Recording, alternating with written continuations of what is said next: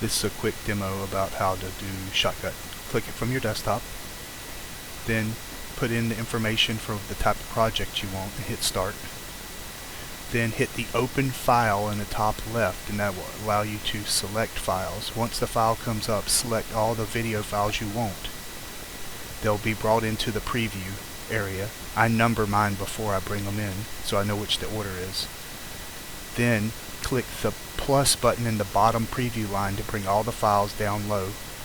Once you've brought all the files down low, you can go to quick tip. When you're adding the files down low, make sure to click on the file in the preview list first so it starts playing in the previewer. Then hit the plus button.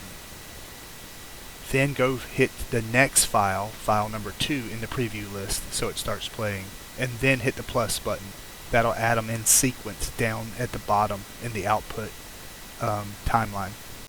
Once you've got all your videos in the timeline, click the Export tab, select the YouTube preset option, then hit Export File. Select the file location you want it to be saved at and hit the Save button. Then in the job queue, you need to wait for it to hit 100% for the export to be complete. Once it's done exporting, go to YouTube and hit the camera plus button in the top right, and then hit upload video. It'll walk you through naming the video and a couple other prompts.